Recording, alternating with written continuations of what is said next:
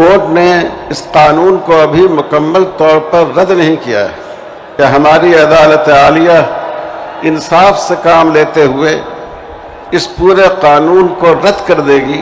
50 سال سے 25 سال سے جو قابضین ہیں ان کو اس کا مالک سمجھ لیا جائے گا۔ یہ کتنا خطرناک قانون ہے۔ اس ملک کے بڑے سرمایہ دار اور بزنس مین ہیں، انہوں نے وقف کی زمین پر اپنے ہوٹل اور اپنی عمارتیں بنا رکھی ہیں کہ جب تک یہ پورا قانون مسترد نہیں ہو جائے ہم اپنا یہ احتجاج جاری رکھیں گے انشاءاللہ۔ احتجاج جاری رکھیں گے آپ لوگ انشاءاللہ۔ تو یہ نفرت کے سوداگر اور فرقہ پرستی کا بیج بونے والے وہ اپنے کامنٹ کے ذریعے اس کو تقویت پہنچاتے ہیں۔ پہلی بات یہ ہے کہ بعض لوگ یہ تاثر دے رہے ہیں کہ سپریم کورٹ نے 2 شقوں میں جو وقف ترمیمی قانون پیش کیا گیا تھا اس کی 2 شقوں پر اس نے اعتراض کیا ہے۔ وقف بائی یوزر کو قبول کر لیا ہے اور وقف کے مینجمنٹ میں مسلمانوں کی نمائندگی ہو اس کو قبول کرنے کا عندیہ دیا ہے۔ اس لیے اب احتجاج کرنے کی ضرورت نہیں ہے۔ یاد رکھیے یہ دھوکہ ہے، غلط فہمی۔ کورٹ نے اس قانون کو ابھی مکمل طور پر رد نہیں کیا ہے بلکہ وقتی راحت دی ہے۔ ہم یہ ضرور امید رکھتے ہیں کہ ہماری عدالت عالیہ انصاف سے کام لیتے ہوئے اس پورے قانون کو رد کر دے گی، لیکن ابھی ہمیں مطمئن نہیں ہونا ہے۔ آپ دیکھیے اس قانون میں یہ بات بھی شامل ہے کہ جو لمیٹیشن ایکٹ ہے، کسی زمین پر 12 سال یا اس سے زیادہ کسی کا قبضہ رہا ہو تو وہ زمین اسی قابض کی ملکیت سمجھی جائے گی۔ وقف کو اس سے مستثنی کیا گیا ہے، اور جو دوسری سرکاری دھارمک سنستھائیں ہیں، مذہبی املاک ہیں، ان کو بھی اس سے مستثنی کیا گیا ہے کہ اگر اس مدت سے طویل قبضہ ہو تب بھی وہ ناجائز ہی قبضہ سمجھا جائے گا۔ یہ 2013 کے قانون میں بھی اور اس سے پہلے عدالتوں کے فیصلے بھی موجود ہیں کہ لمیٹیشن ایکٹ سے وقف مستثنی ہوگا۔ اس قانون میں اس استثناء کو ختم کر دیا گیا ہے۔ اس کا مطلب یہ ہے کہ اوقاف پر جو طویل مدت سے ناجائز قبضے ہیں، 50 سال سے 25 سال سے جو قابضین ہیں ان کو اس کا مالک سمجھ لیا جائے گا۔ آپ سوچئے کہ یہ کتنا خطرناک قانون ہے۔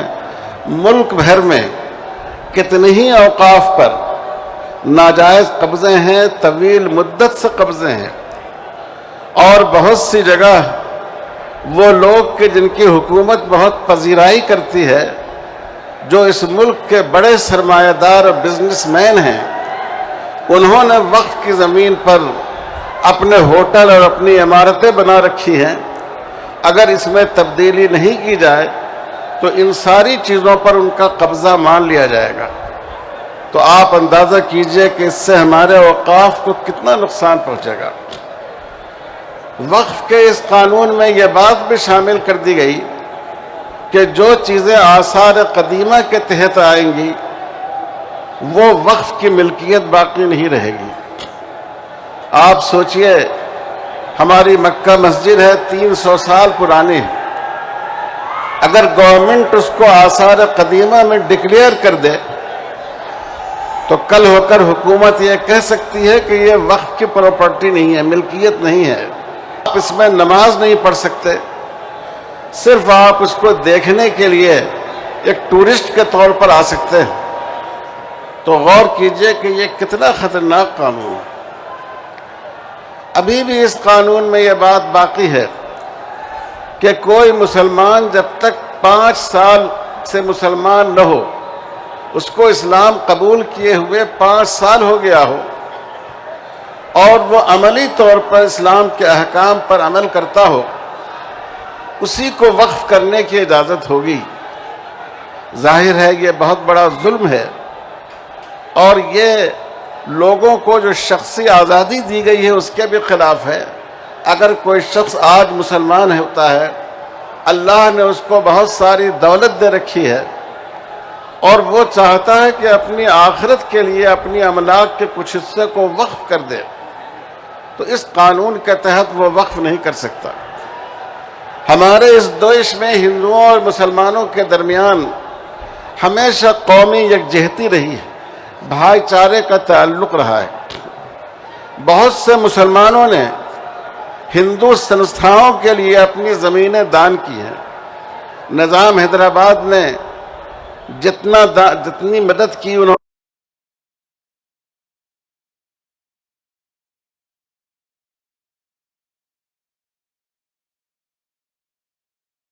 نے اپنی مسلمان رعایا کے لیے بہت سی چیزیں وقف کی ہیں، زمینیں وقف کی ہیں، مسجدیں بنوائی ہیں، مسافر خانے بنوائے ہیں۔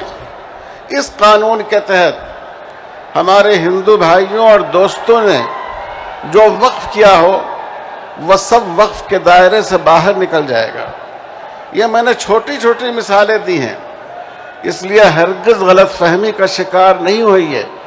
ابھی اس قانون میں کوئی بدلاؤ نہیں آیا ہے، اور یہ ایسی چھوٹے چھوٹے بدلاؤ سے ہمارا مسئلہ حل ہونے والا نہیں ہے۔ اس لیے عزم کیجئے، ارادہ کیجئے کہ جب تک یہ پورا قانون مسترد نہیں ہو جائے ہم اپنا یہ احتجاج جاری رکھیں گے انشاءاللہ۔ احتجاج جاری رکھیں گے آپ لوگ انشاءاللہ۔ دوسری بات آپ حضرات سے یہ عرض کرنی ہے، all India Muslim personal law board تمام مسلمانوں کا متفق علیہ پلیٹ فارم ہے۔ یہ امت کی وحدت اور اجتماعیت کی علامت ہے۔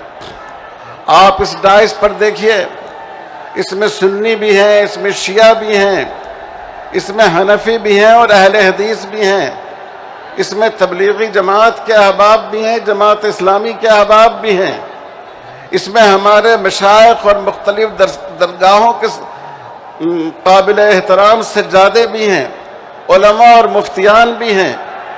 یہ all India Muslim personal law board کی دین ہے۔ حکومت بھی چاہتی ہے اور حکومت کے کارندے بھی چاہتے ہیں کہ اس بورڈ کی قوت ٹوٹ جائے اور آپ کے دلوں سے اس کے اعتماد کو ختم کر دیا جائے۔ افسوس ہے کہ ہمارے بہت سے مسلمان نوجوان اپنی نادانی میں سوشل میڈیا کے ذریعے مسلم پرسنل لاء بورڈ کو بے وزن کرنے کی کوشش کر رہے ہیں، ان کے خلاف جھوٹے پروپیگنڈے کر رہے ہیں، یا جھوٹے پروپیگنڈوں کو بغیر سوچے اور تحقیق کیے اس کی تائید کر رہے ہیں۔ آپ اس فتنے سے باخبر رہیے، اس سے متنبہ رہیے۔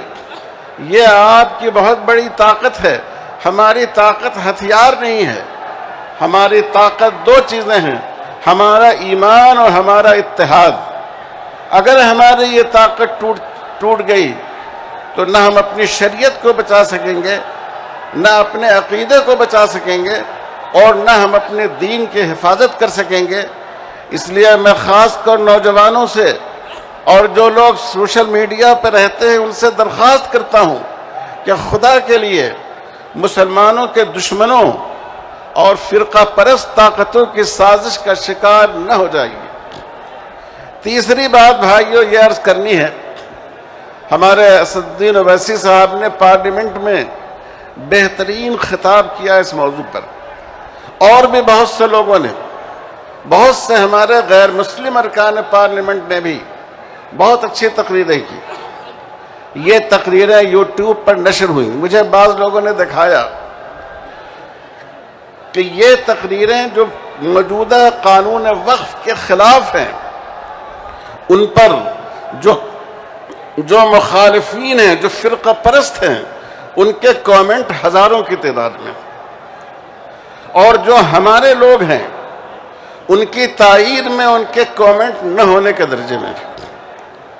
اسی طرح جب کوئی تقریر مسلمانوں کے خلاف، شریعت کے خلاف، مسلم پرسنل لاء کے خلاف کی جاتی ہے اور اس کو سوشل میڈیا پر ڈالا جاتا ہے تو یہ نفرت کے سوداگر اور فرقہ پرستی کا بیج بونے والے وہ اپنے کامنٹ کے ذریعے اس کو تقویت پہنچاتے ہیں۔ دیکھنے والا سمجھتا ہے کہ یہی رائے عامہ ہے۔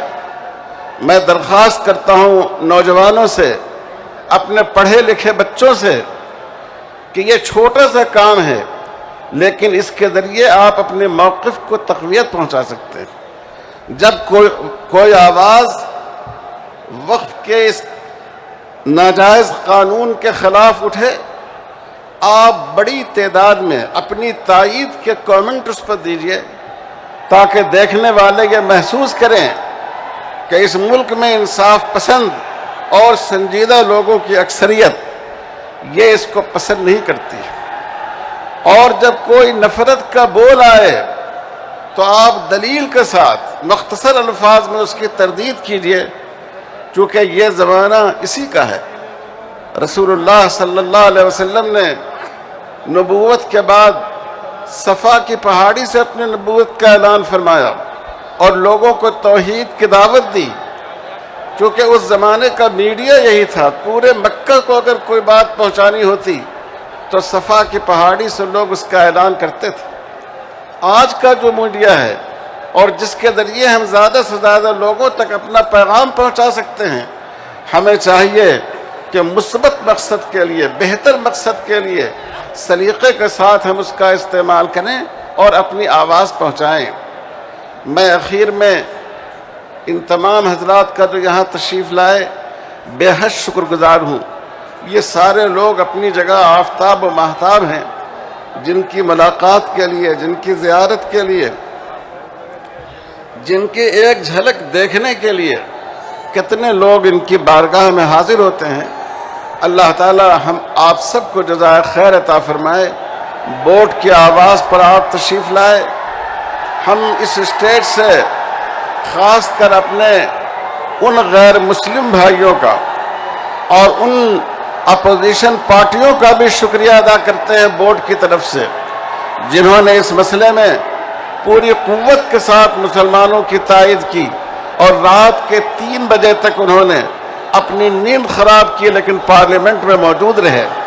اور میں پھر ایک بار مجلس اتحاد المسلمین کا اور اس کے بلند نگاہ صدر جناب بیرسٹر اسدالدین اویسی صاحب کا شکریہ ادا کرتا ہوں کہ اس اہم جلسے کی انہوں نے میزبانی فرمائی اور اتنا بڑا پروگرام یہاں منعقد ہوا۔ اگر حکومت کے پاس آنکھیں ہوں گی اور اس کی بینائی ختم نہیں ہوئی ہوگی تو وہ اس مجمع کو دیکھ کر ضرور سمجھ سکے گی کہ مسلمان کیا چاہتا ہے اور مسلمانوں کی دل کی آواز کیا ہے۔ اللہ تعالی ہم سب پر رحم فرمائے، اس ملک میں اپنی پہچان اور شناخت کے ساتھ مسلمانوں کو زندگی گزارنے کا اور رسول اللہ صلی اللہ علیہ وسلم کے دامن نبوت کو اپنے ہاتھوں میں تھام کر جینے کا موقع عطا فرمائے۔ وصلی اللہ علی خیر خلقہ محمد وعلی آلہ وصحبہ اجمعین والحمد للہ رب العالمین۔ ملت ٹائمز کو جاری رکھنے اور مضبوط بنانے کے لیے ہماری آرتھک سہایتا کیجیے۔ یہ ایک آزاد میڈیا ہاؤس اور کمزوروں کی آواز ہے۔ آپ ہمیں دیکھیں، سنیں، پڑھیں اور ہر مہینے زیادہ نہیں صرف 100 روپے سے مدد کریں۔ ڈیٹیلز ڈسکرپشن میں موجود ہیں۔